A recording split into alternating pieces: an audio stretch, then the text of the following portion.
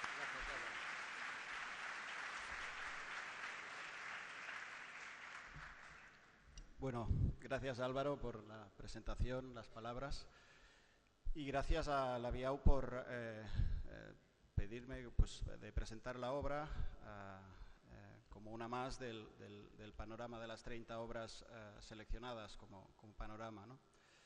En un lugar que aparte me hace mucha ilusión estar aquí porque precisamente vine hace unos 19 años por primera vez y ahí de donde vengo, que es en el noreste de la península ibérica, donde ven el punto rojo y abajo ven Rosario, casi está empezando el día ahí, ¿no? Cuando aparece ese punto en el horizonte, pues establecí un poco esos puentes de los que hablaba y que seguramente muchos de nosotros hemos sentido, ¿no? Entre básicamente personas de lugares distintos, pero que nos unen muchas cosas esenciales, cotidianas, etcétera. Y era octubre 95, 19 años que estuve aquí, y esta es la quinta vez que vengo a esta ciudad, con lo cual la casualidad de que el premio sea aquí pues me hace una especial ilusión. Gracias también a todas las personas que estos 5 veces que he venido por aquí he tenido la oportunidad de conocer e intercambiar, y cuando ellos han venido allí, ¿no? Y gracias a las personas que estuvieron y que ahora pues no están, al menos en este plano, con nosotros, y que pues tengo un especial recuerdo para todos ellos porque eran personas pero también arquitectos con una vocación tremenda, sobre todo una vocación didáctica hacia los que estáis aquí y seguramente compartisteis con ellos muchos momentos, y que les hubiese gustado saber que Rosario representaba la Biau este año, ¿no? En este sentido me gustaría dedicar la charla a 3 personas que conocí en estos, sobre todo en los 90 y parte de los 2000, y que ya no están, que son Marcelo Peraso, Cabezón Peraso, Flaco Gali, Leo Flaco Gali y Roberto Japoshira. Y también... Gracias.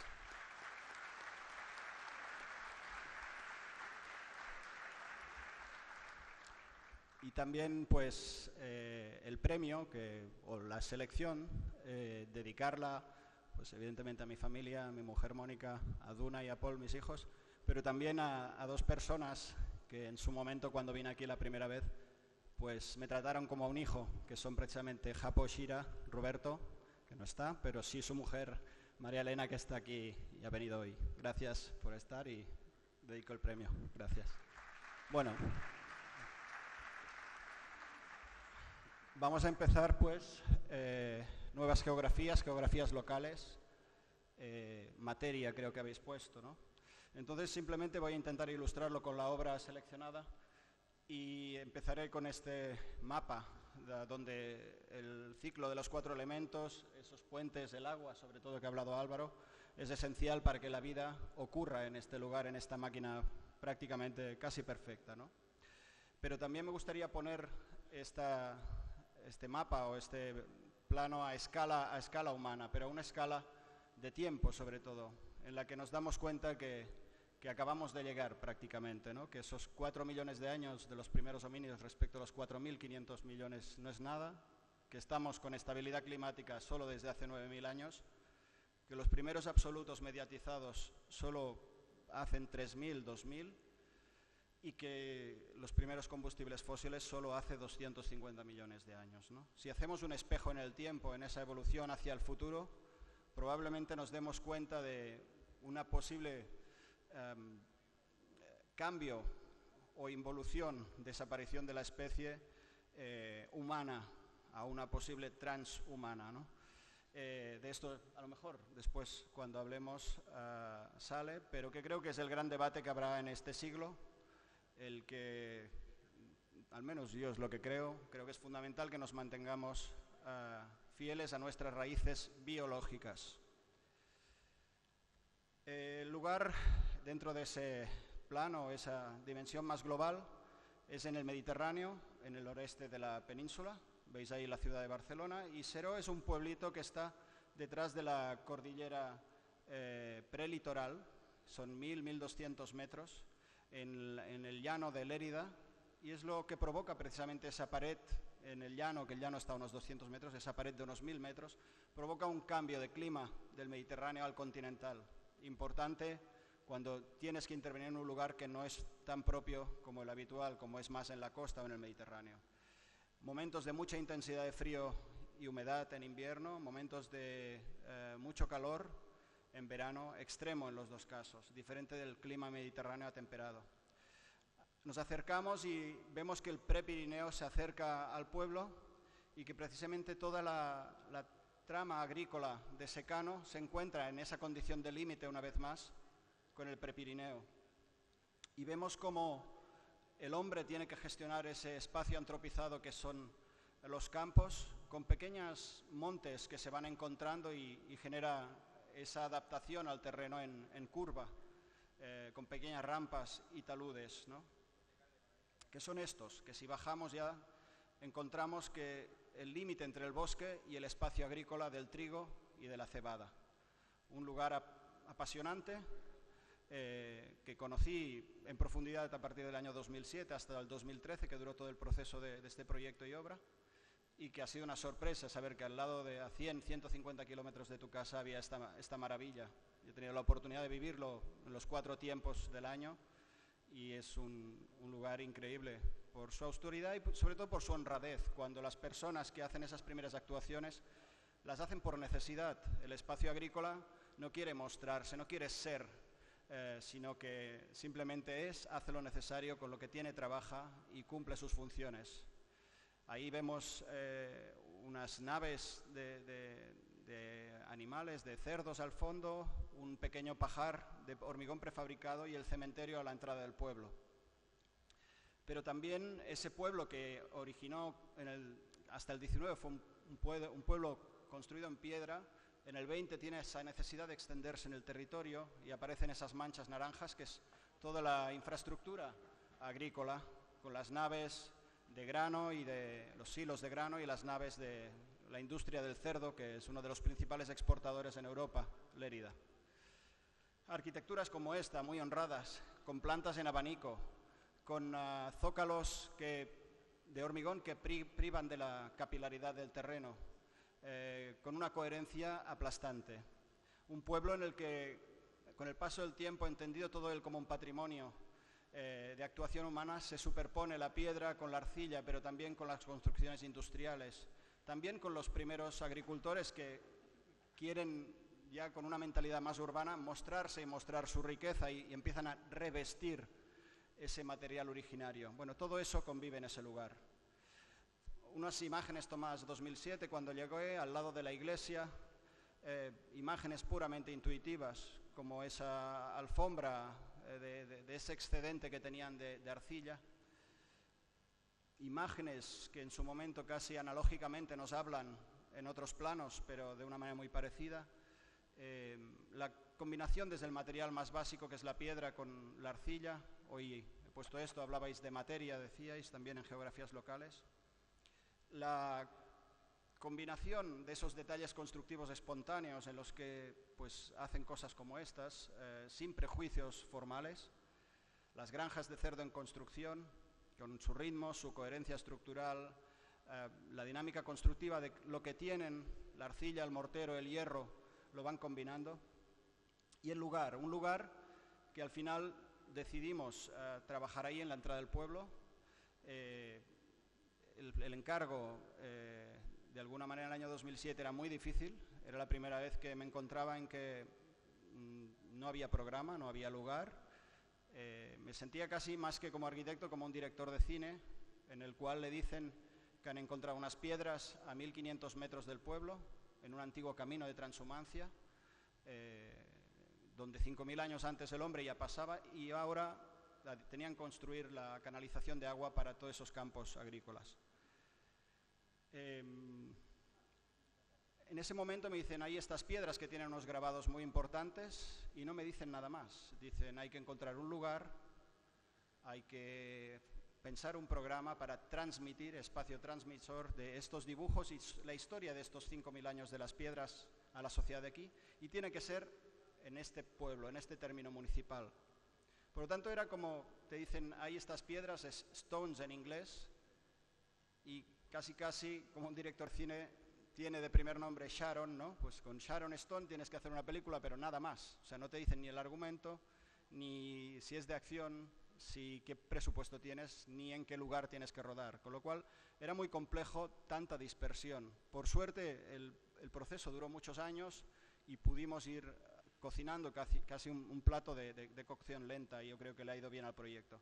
Bueno, pues este lugar, en la entrada del pueblo, donde había una de las primeras escuelas de la posguerra española, muy habituales en todo el territorio español, había la escuela abandonada, había un pequeño bar en ese momento que ahora se va a reactivar, había el campo de fútbol abandonado, al fondo unos pequeños huertos abandonados también, que son estos de aquí, estos muros que veis.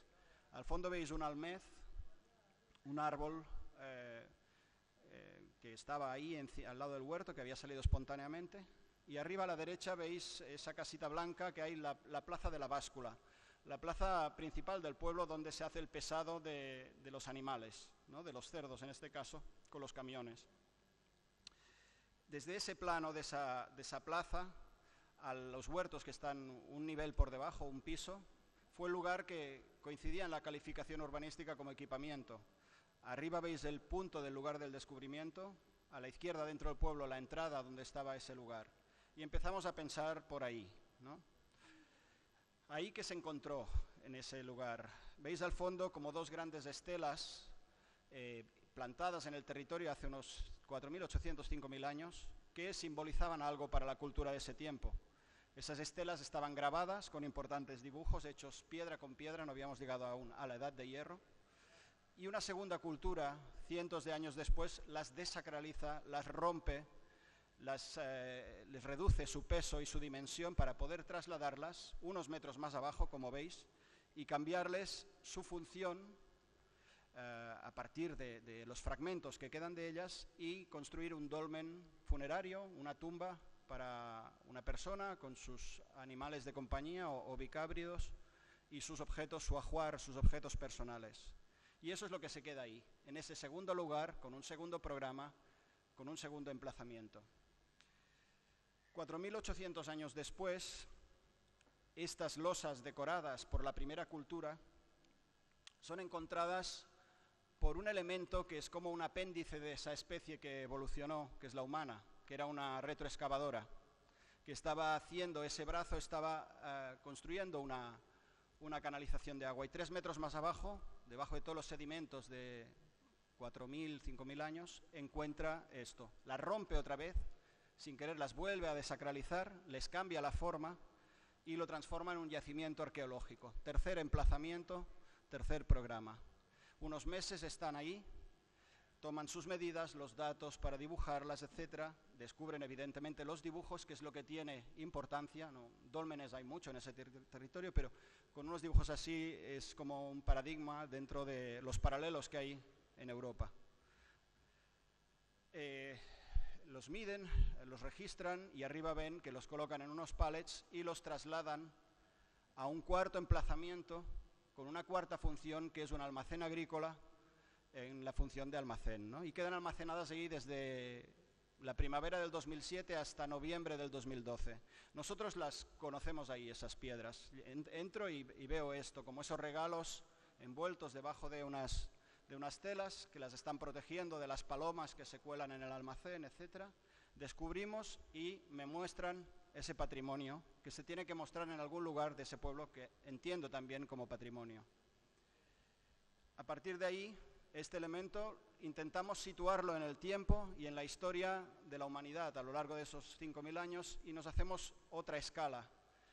Desde 9.000 años, que puede ser Karnak, hasta hace 100, 200 años, como pueden ver, pues el laberinto romántico, etcétera, a la derecha, pues empezamos a situar Seró, 4.800, pero en los otros colocamos como una serie de condiciones en rojo que nos interesan a lo largo del proceso, ¿no? Propiedades como el errar, deambular, ritual, tránsito, recorrido, las coordenadas vertical y horizontal, el sol y el horizonte, la cambra, el peso, la gravedad, el impluvium, la luz cenital, la estructura perimetral, deambulatorio, un tema muy importante, la continuidad espacial y la continuidad material, como en el laberinto, un único elemento que se repite, en este caso vegetación, que se repite al infinito para construir algo unitario, ¿no? Condiciones que nos interesan en esos momentos y que nos ayudan a irnos situando ante tanta complejidad. Y ahí el lugar que al final más cercano, donde ven la escuela, el campo de fútbol, la báscula arriba, los 2 huertos, y a la derecha como un triángulo con una encina al final que estaba calificado de parque. Entonces un equipamiento y un parque, que ahí empezamos a trabajar, unos primeros dibujos intuitivos donde nos situamos geográficamente en esos 2 montañitas donde habían los 2 pueblos, Seró y Tudela de Segre, con funciones defensivas en su momento, pueblos milenarios, el camino de transhumancia, la distancia con el pueblo, y unas primeras intuiciones como de una cámara, un lugar secreto donde estarán esas piedras, te pedían que tenían que estar protegidas de los elementos naturales, de la acción del hombre, de posibles grafitis. No podía ser un ejercicio en el paisaje, en el territorio abierto, habías de proteger de la lluvia, del viento no era necesario, ¿no? Pero esa idea entre la plaza y otro lugar, que tendría que haber un recorrido que salvaría ese desnivel, ahí hay unas rampas y una cámara que transpira, que pasan cosas a través. Eso era en noviembre del 7 hasta enero del 8, ahí estamos en junio del 8, se consolida la idea de una espiral, de una doble espiral en esa cámara, por la cual entraremos, habrá un límite ancho en el espacio, pero también en el tiempo, hasta que llegaremos a un lugar de reposo donde nos estarán esperando. Y la espiral invertida hacia el otro lado nos devolverá otra vez al campo de donde ellas venían. Planteos dudas en esos momentos donde a la izquierda ven pues si esa espiral es poligonal con esquinas o si es continuo circular. La sensación y la percepción humana es muy distinta. El círculo no hay un límite, es casi una situación más temporal, de angustia, de que no está acotado el espacio. Las 4 esquinas o el juego de las 4 esquinas nos permite hablar de 4 orientaciones solares muy básicas, nos sitúan pero a la vez nos dan el cambio de luces más perceptible, ¿no? También por la técnica constructiva, estamos hablando de ladrillos, de arcilla, de elementos muy básicos, pues vamos a trabajar con lo que ellos trabajan, que son las construcciones poligonales. Ahí se queda la espiral con esa planta para llegar a una cámara donde, después de estar todo el tránsito con una luz perimetral, vamos a focalizar encima de las piedras, iluminar bien los grabados, ¿no? Nos construimos este diagrama también, en el cual vemos que el deambulatorio es tan o más importante que la cámara. El tiempo, los momentos que pasan entre un paso y el otro, producen un cambio de estado en las personas, donde la continuidad material, como verán después, de un mismo material repetido n veces, adormece la vista y se activan los otros sentidos, sobre todo el olfato, que hueles el campo, los animales, etc. Hablamos de unos límites porosos abiertos con arcilla, el ruido, el oído, los sonidos de los pájaros, del camión que pasa, del tractor, etc. Y el tacto, sobre todo, ¿no? Es decir, cambios de temperatura entre las diferentes orientaciones. Y también que cuando pasas en los diferentes momentos del año del interior, donde hay más el equipamiento para el pueblo, a este lugar que vuelve a estar sin cristales, ¿no? Como un espacio de sucesivos umbrales. La maqueta que en su momento hacemos a escala 1:10 con pequeños ladrillitos que después pasan a ser otro tipo de material. Esquemas que al final consolidan esta planta, ¿no? Una planta en la que arriba estamos justo dando a la plaza de la báscula, enterrados una planta con mucha inercia por detrás, donde ven que se accede a una primera sala a la izquierda, donde hay un espacio del vino. Nos piden que en ese lugar hay una denominación de origen, que es Custers del Segre, que se hable de la tierra, que se hable de la producción. No olvidemos que es un lugar muy desconocido. Querían que este elemento único en Europa y que son estos grabados en este caso, pues diera ese salto a la escala global y fuera lugar para recibir e interaccionar con visitantes, pero pienso que eso en ese momento no tiene que producirse con elementos externos, sino que la propia identidad, cuando la gente vaya a conocer eso, tiene que vivir esa identidad, igual que ustedes aquí lo han conseguido con su ciudad y con todo el patrimonio que tienen, sobre todo con la condición geográfica del lugar, con el río, las islas, etcétera, ¿no? Una sala polivalente que da a uno de los huertos que mantenemos como espacio exterior, donde hay otro almez que nos está esperando. La traza del huerto se mantiene. El huerto que estaba al otro lado se desmonta porque va parte de la construcción. Se mantienen las piedras que después se activarán otra vez como mobiliario público. Y arriba, debajo de la tierra, una pequeña sala de exposiciones donde se muestra el ajuar del dolmen y restos arqueológicos y se explica la historia de los 5.000 años de las piedras.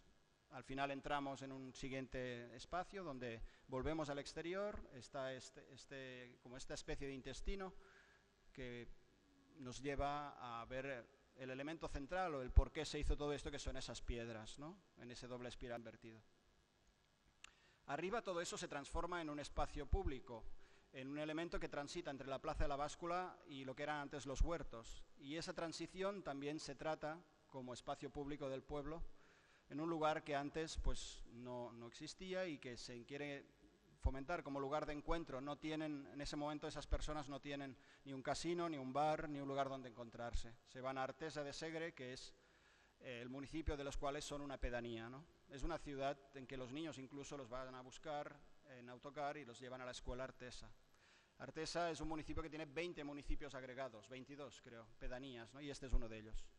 Ahí estamos viendo pues transiciones en ese lugar, en ese recorrido, condiciones que queremos encontrar, una sombra a poniente, intentando entender cómo ellos construyen sus sombras, un lugar para sentarse, el horizonte que siempre va apareciendo del Prepirineo que va llegando, la condición de límite en esos desniveles, en esas rampas, casi como los taludes en el campo, pero que es un edificio, hay caída, tienes que colocar un límite, y prefiero no hablar de barandillas, prefiero hablar de la condición de límite, y que te va acompañando hasta que puedes acceder al interior de ese lugar, ¿no? Al final, un elemento que intenta salvar el desnivel y ofrecer a las personas que llegan allí o a las que viven allí un lugar de encuentro, ¿no? Un lugar de encuentro entre escalas y elementos muy distintos.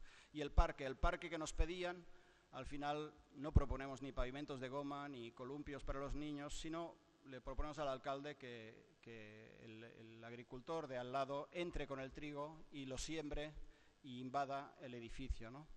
Recordar que esto está construido con fondos europeos, el presupuesto de ejecución material son 340.000 euros y que, bueno, de alguna manera también nos ayudaba a poder pensar y trabajar así.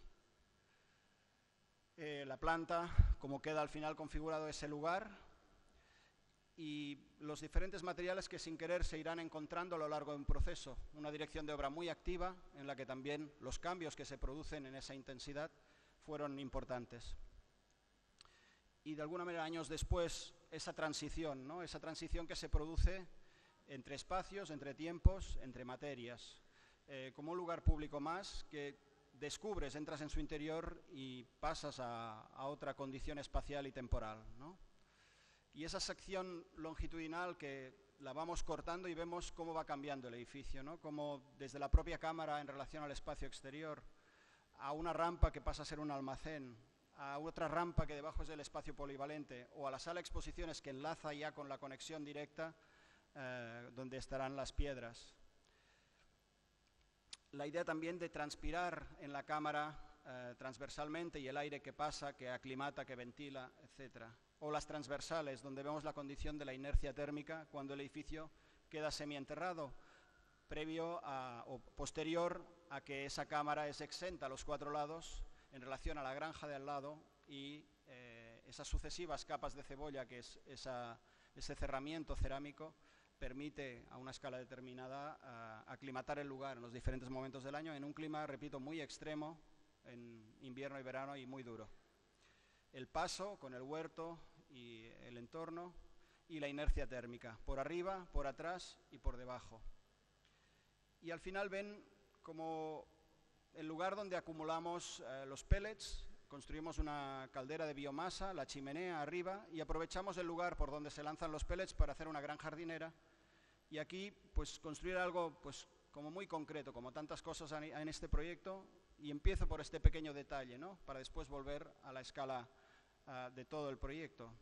En ese lugar, que es donde se lanza el almacén, los pellets al almacén, ponemos una pequeña jardinera, lanzamos 4 perchas de 6 metros de hierro corrugado de 20 milímetros de diámetro y que por su propio peso, por la ley de la gravedad, cae y construye este arco que ven, ¿no? Que es este que ven ahí, ¿no? Y en ese lugar en el tiesto plantamos trepadoras de hoja caduca, que poco a poco, ya sin necesidad de subir, irán a ese plano medio horizontal y con su peso acabarán darle con el tiempo la forma definitiva, que es esta, ¿no? Ahora ya esta es una fotografía de hace unos meses, donde poco a poco el tiempo va trabajando y ese poniente en verano, que es muy agresivo, generamos un rincón donde hay uno de los 3 puntos de agua importantes, ven en la esquina, piedras del antiguo huerto que generan una conversación y sobre todo la vegetación, ¿no? Ese elemento tan importante para construir en arquitectura. La Parthenocissus quinquefolia, que se enrosca con el acero y construye un entramado, construye una estructura y que al final genera un único material de trabajo para proteger a las personas, ¿no? Un lugar a escala humana muy, muy cotidiano que de esta abstracción y en esa conversación en la esquina, con el agua en la esquina, llega la vegetación y produce pues, el encuentro, ¿no? Pues este pequeño detalle, volvemos la mirada al horizonte y al horizonte del proyecto, que es muchas más cosas. Le he querido mostrar porque hay muchos detalles que no podremos contar y que de alguna manera tienen como esa intención de ir a fondo hasta la escala 1:1, ¿no? Volvemos a la estructura del edificio, que en su momento trabajamos con el hormigón, igual que llegó aquí a mediados del siglo XX y en los 80 incluso el prefabricado para construir estas estructuras agrícolas, donde habían esas grandes luces con esas jácenas que ven ahí. La mayoría de ellos, muchos están en lugares elevados, en esas pequeñas montañitas del Prepirineo que llegan, y ciertas analogías van a aparecer en ese promontorio elevado, que esa arquitectura palafítica te la muestra ahí arriba y te la vas encontrando, ¿no? Y ahí como te bombardean las imágenes y aparecen ciertas condiciones esenciales como condición arquitectónica en arquitectura. La idea del zócalo, la idea del basamento, la idea de la estructura de barras, la idea de la cubierta. Cubierta en nuestro caso diferente porque es transitable, porque será espacio público. Y empezamos el proceso intenso de obra, donde ese doble espiral casi es como un yacimiento arqueológico, donde se excava, donde se sitúan unos muros que nos marcarán una horizontal, a partir de las cuales nacerán unos pilares. Espiral que en el deambulatorio le damos una pendiente del 1%, porque sin darte cuenta prácticamente te están cambiando de cota. Cuando llegas a la cámara, vuelve el plano horizontal, vuelve el reposo, y después sales por la otra esquina yendo de izquierda a derecha en lugar de derecha a izquierda, sin posibilidad de cruce con los que pueden estar entrando. Cubrimos con elementos muy esenciales la niebla, un lugar en invierno que a lo mejor un 60-70% de los días están con niebla. Desaparece el horizonte, entra en un estadio temporal en el que empiezan a trabajar otras referencias en relación a los sentidos, pero que también espontáneamente en invierno aparecen fantásticos días de sol cuando el viento poniente seco del interior limpia la niebla, boira en catalán, y aparece la condición espacial de descubrir el horizonte, ¿no? Y ese lugar donde generamos una serie de lucernarios para focalizar la luz al protagonista del proyecto, que son los grabados de los 5.000 años sobre la piedra arenisca, ¿no? Ven la idea de evitar las condensaciones con ventilación rasante, cortando medio ladrillo, colocando ahí, y perimetralmente tenemos esa corriente que nos permite ventilar tanto el ladrillo como el cristal que está 5 milímetros levantado. Y el lugar que será invadido por esas sucesivas capas o cerramientos de arcilla, con una pieza que es a la izquierda la ven, el botellero cerámico, ¿no? Una pieza encontrada de arquitecturas de interior, de expositores de tiendas, de 10 agujeros de 10 centímetros, donde colocan el vino como expositor. Reinterpretamos esa pieza y la ponemos en un edificio como cerramiento, sin que toque a la estructura, porque nos permita un replanteo correcto los últimos 10, 8, 12 centímetros. Pero nunca veremos desde el interior el cielo. Estamos en otro lugar. Veremos la luz, pero no veremos el cielo. Tendremos referencias del exterior, pero no las veremos claras, ¿no?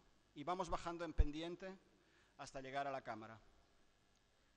Colocamos en horizontal, como es una pieza de 25 muy ancha, no la colocamos al 3 bolillos, sino alineada con la junta de mortero, es simplemente un cerramiento, es como un biombo, y pensamos esos deambulatorios cómo funcionarán para llegar a las piedras. Las piedras en un momento llegan, esperamos a tenerlas en la cámara para acabar de decidir cómo iluminarlas. Teníamos 2 planteos, pero teníamos dudas.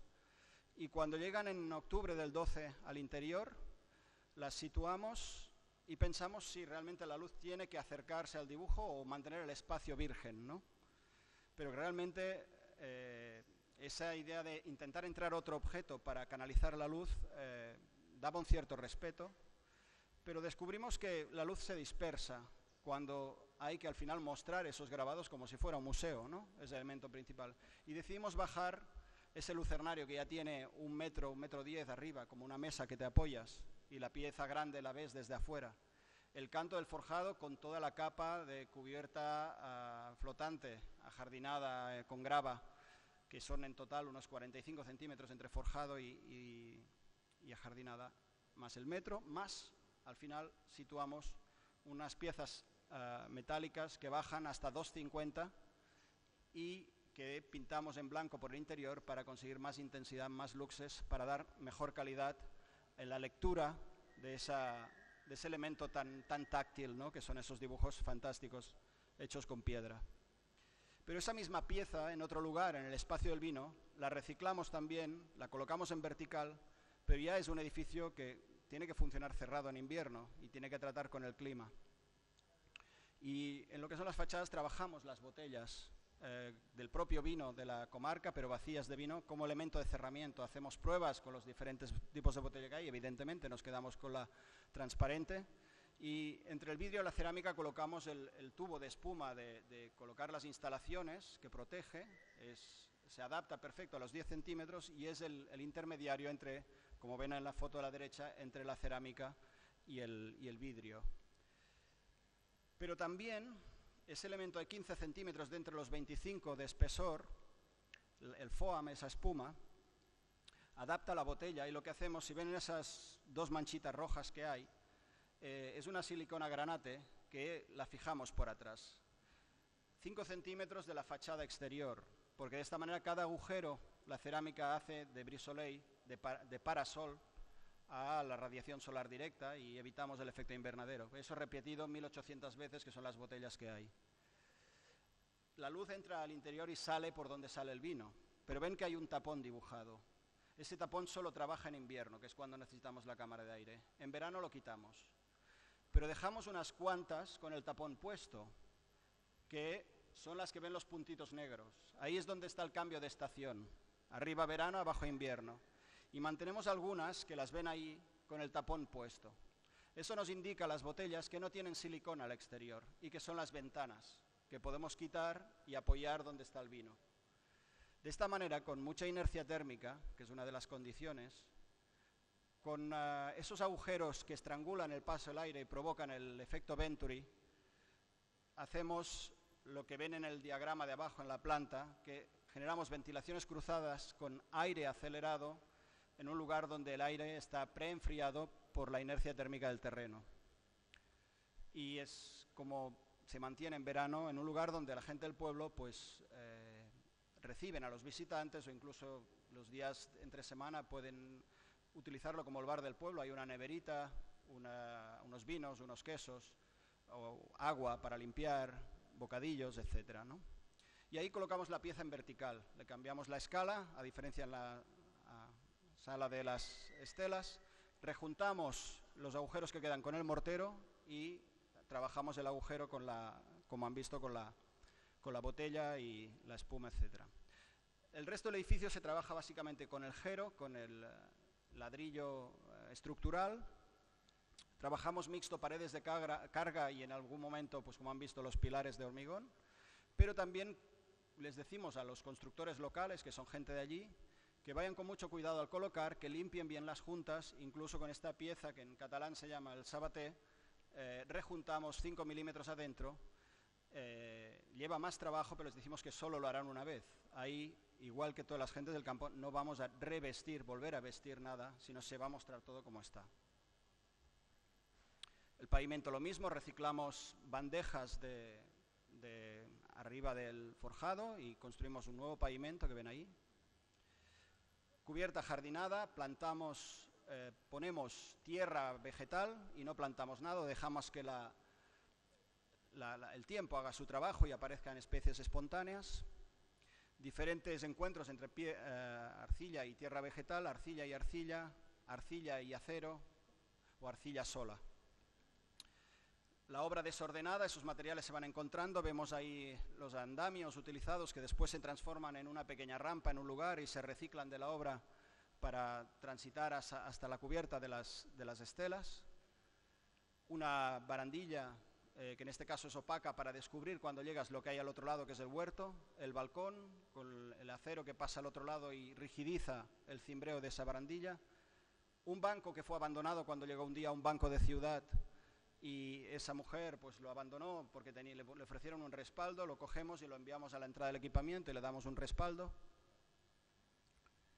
Y el límite, los límites. El herrero, en catalán ferrer, lo sustituimos por el ferralla, el que arma el hormigón. Y construimos un límite de 2 metros de altura, rigidizado hasta los 80, cumple el código técnico, pero que cimbrea y trabaja una de las propiedades del acero, que es la elasticidad. Pero a la vez eso nos pone en escala el cuerpo humano en relación al paisaje, en las frontales y en las tangenciales. La rampa se construye en el lugar, una rampa que aterriza en el huerto y da la vuelta, se fabrica ahí la estructura, prefabricamos en un taller el suelo, que es con diámetro 6, mucho más delgado y es por donde pisaremos, y la estructura que baja hacia unos juncos o puntales, que es el de mayor dimensión, que son 40 milímetros, que son los que recibirán esa estructura de la rampa como estructura vertical. Se dimensionan los verticales en función del pandeo. Cuando más alta es la rampa, más grueso, y salimos de 40, pasamos a 32, a 25, 20, etcétera, hasta llegar a 12 milímetros. Con lo cual la condición de cimbreo, como si fuera un puente de cuerdas, es importante cuando se vive este lugar. Y el almacén, donde ellos guardan la paja, y a la izquierda ven ese mismo material, el acero, que sirve para ensartar la primera hilada de la paja del campo, del trigo. Las reas de 20 que las colocan para que aguantar las hiladas superiores y que no caigan hacia los laterales y contener todo ese gran almacén. Y los límites que construimos de 2 metros en ese lugar y en esa sección constructiva que ven. La rampa que aterriza en el huerto, el almez que se recupera, las acelgas que vuelven a rebrotar espontáneamente. Una visita con el Colegio de Arquitectos de Lérida fue la primera prueba de carga. La relación entre el edificio y el espacio público con el presupuesto trabajado, y entramos ya a recorrer y a visitar el lugar rápidamente, y por la parte exterior se pone en valor una lámpara que preexistía con esa alfombra. Llegamos a lo que después será la sala de exposiciones, que está debajo, enterrada, con sus lucernarios, la tangencial de los 2 metros que nos insinúa una serie de puertas, y el horizonte, el Prepirineo siempre presente, la cámara de las piedras al fondo, de las estelas, el huerto que genera un espacio exterior polivalente con otro punto de agua, con esa fuente que nos regalan los del pueblo, esa pieza antigua donde bebían los animales, se la damos para que las personas puedan beber agua del sitio.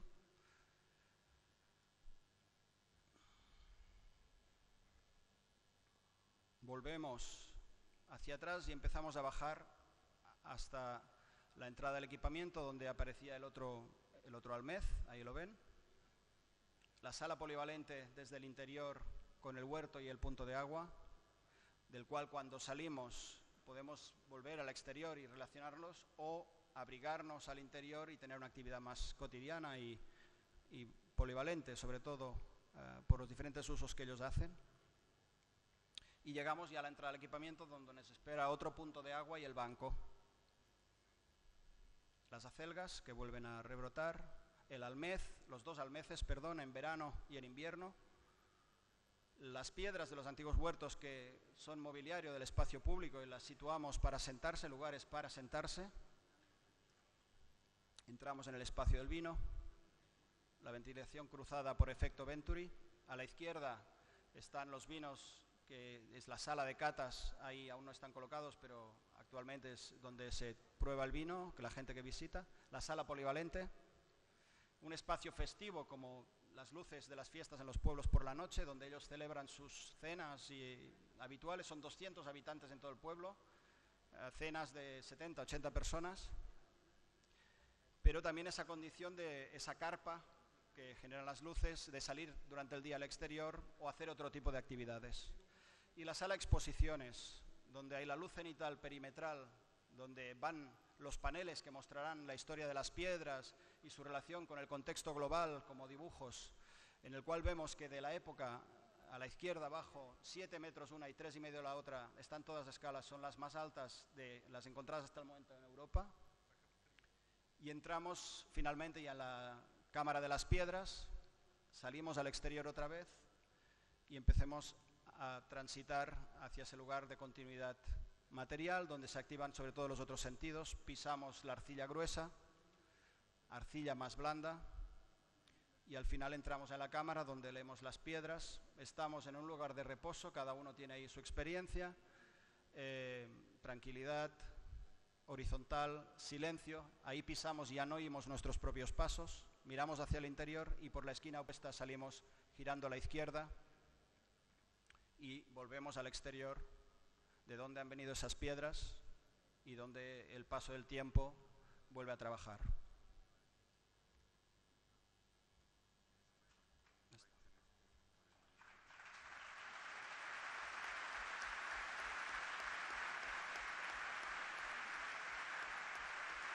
Gracias.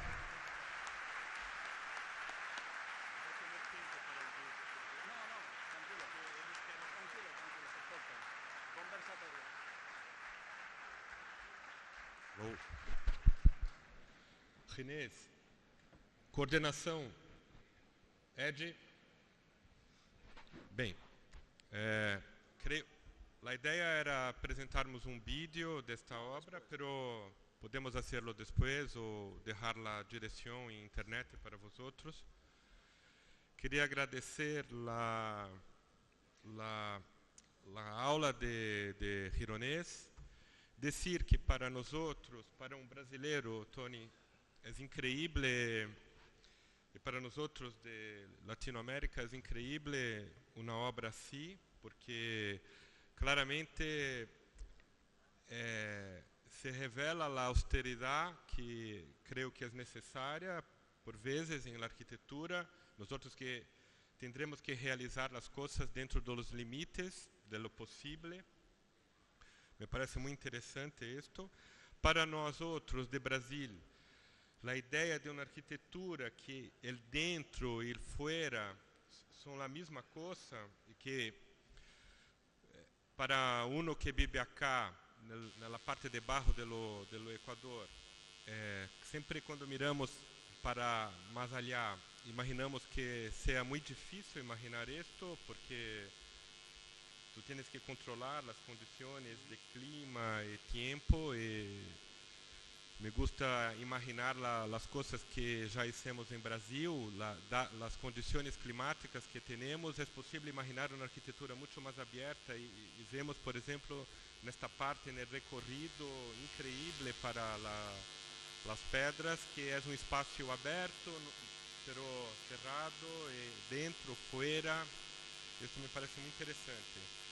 E como não temos mais tempo, mas sempre me gusta de encontros como este, recordar por exemplo, quando Matisse encontra a Picasso, e não vai perguntar coisas conceptuais, mas pergunta como é que Picasso utiliza, mirando uma pintura, como é que utilizou uma espátula ali para ser uma técnica de dibujo, de pintura.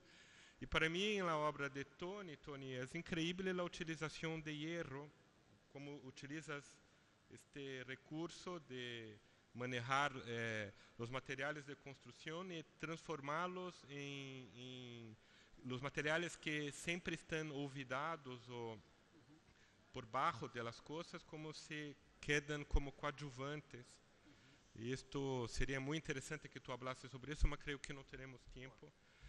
E por isso agradeço muito, é um prazer estar aqui com vosotros. Vamos nos quedar aqui hasta viernes e poderemos conversar muito mais com todos os outros. Gracias.